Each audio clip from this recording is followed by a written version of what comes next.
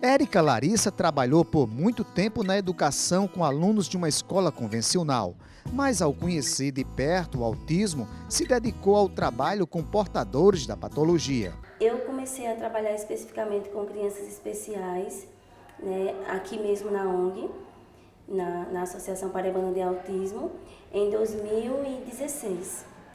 E aí eu entrei aqui como voluntária, devido a uma criança autista que eu enfrentava, que eu tive em sala de aula, na escola regular, e aí eu fui procurar capacitações para lidar com essa criança. E quando eu fui buscando associações e estudar sobre o assunto, eu encontrei a APA e me voluntariei para trabalhar aqui, né? E hoje eu sou efetiva na associação, mas antes eu comecei como voluntária, em 2016. Então, na área mesmo de autismo são 2 anos.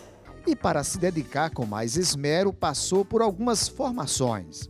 Né? Então, eu não tinha muito essa prática, só um pouco ainda a questão da teoria, a prática era só estágios mesmo, supervisionados. Então, eu queria uma prática mais extensiva e também queria entender sobre o autismo, como eu falei, por causa desse aluno.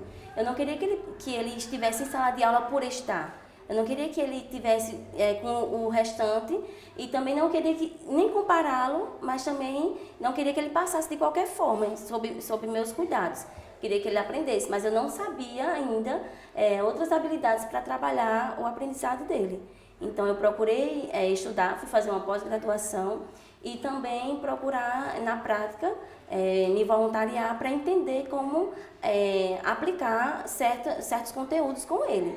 E aí, quando eu cheguei aqui, eu vi que não era tão simples nesse sentido de aplicar como eu aplicava com o restante. Tipo, ensinar sequências de números, ensinar tão rápido assim. Então, para ele tinha outros métodos, que aqui a gente faz uso, que é o TIT, a gente também tem a ABA, que é a análise do comportamento, né, TEX. Então, são outras formas de comunicação que eu desconhecia. Né? Então, para chegar a essa dificuldade dele, eu tive que entender o que era o autismo e como é que uma criança autista procedia em alguns momentos, para que assim eu chegasse até ele e não fosse uma barreira para ele, sim fosse caminho. Essa seria a ideia.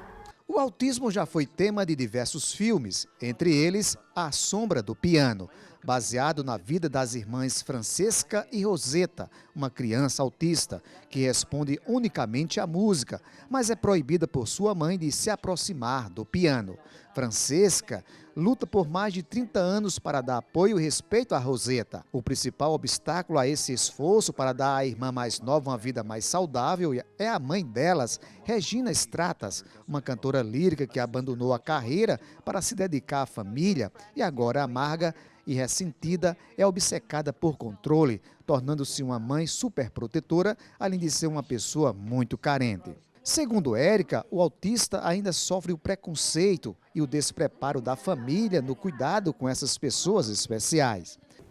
Depende dos ambientes, né? Eu, como lido ainda com a realidade escolar, porque eu faço visitas escolares também, eu lido que tem muito preconceito, muitas vezes por parte dos pais. Né? Às vezes as crianças têm, mas aí elas já vêm com esse conceito muitas vezes de casa. Né? Eu lembro muito bem de um caso que eu tinha, que os pais da criança, de uma criança que a gente chama atípica, né? Neurotípica, ela tirou, os pais tiraram o filho da escola porque tinha uma criança autista na sala. Então eu vejo que muitas vezes o preconceito são dos adultos. As crianças elas têm, mas muitas vezes é influenciada pelos pais ou por adultos, né? Como eu tive uma aluna que dizia, tia, ele tem problema, né? Eu disse, amor, não, ele não tem problema, ele tem autismo, né? Então a gente tentou trabalhar essa questão da inclusão da sala, graças a Deus deu muito resultado, mas eu vejo que muitas vezes esse preconceito vem da sociedade no geral e muitas vezes pelo público adulto, né? Você, em outros ambientes também, sem ser escolar, sei lá, uma fila de banco ou em um supermercado, quando a gente vê uma criança autista, de tanto eu lidar com isso, eu já meio que detecto que aquela criança é autista. Mas muitas pessoas não sabem que a autista diz, olha, é birra, olha só que menino mal criado, olha, a mãe não cuida dele, né? Então não entendo que de fato é o autismo, não é uma birra, não é uma malcriação ou uma falta de educação. É realmente um problema de comportamento que ele precisa ser trabalhado.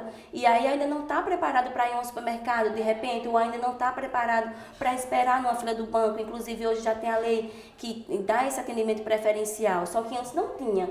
Então, essas crianças, elas ainda não estão, algumas, né, não são todas, mas algumas ainda não estão ainda trabalhadas para esperar. Mas só que a sociedade não entende que não é porque elas não conseguem esperar. Vê isso como uma falta de educação, vê isso como que os pais não estão disciplinando e assim sucessivamente. Então eu vejo que a sociedade no todo, para todas as deficiências, ainda é preconceituosa.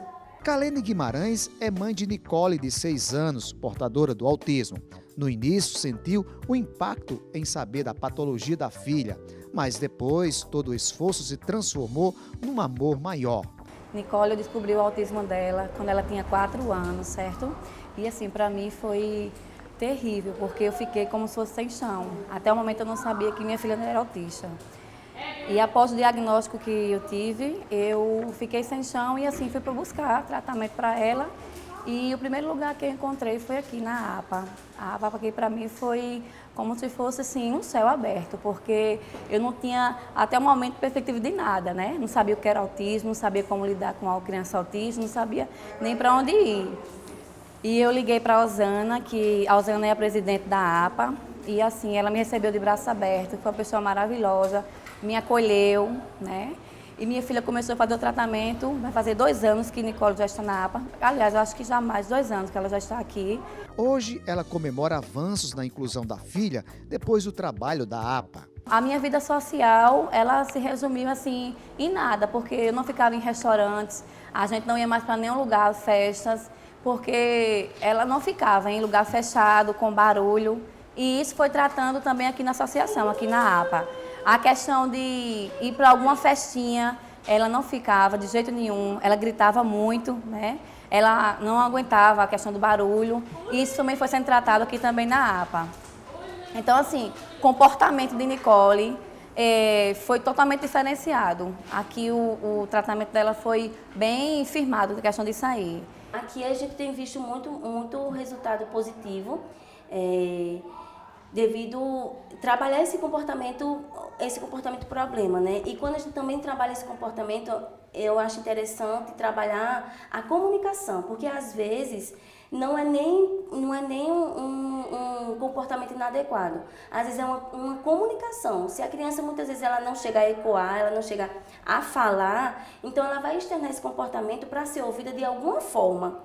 E aí aqui a gente tem visto muito isso. Quando a gente começa a entender a criança, seja essa comunicação, seja por meio do PECS, seja por meio de figuras, seja por meio de gestos, né? Ou até no simples olhar, quando a gente começa a compreender a criança que de fato era uma comunicação, ela só precisava ser entendida, e aí a gente começa a dizer, então é isso que você quer, agora eu estou entendendo, mas vamos pedir de forma adequada, em vez de pedir batendo, em vez de pedir chorando, pede apontando, né? Se ainda não fala, se ainda não chegar o ecoico dela ainda não está desenvolvido, então aponta pelo menos. E aí a gente vai tentando entender a criança, quando a gente começa a entendê-la, e aí trabalhar estratégias e métodos que consigam entender a criança e ela percebe que está sendo entendida, aí a gente vê que tem resultado. Então, a dedicação numa educação especial e inclusiva só ajuda a diminuir a distância entre o mundo dos autistas com o nosso. Pelo menos 40 pessoas têm encontrado na APA oportunidade de uma qualidade de vida mais inclusiva no meio familiar. O Inclusão em Foco termina aqui com mais uma lição do amor inclusivo.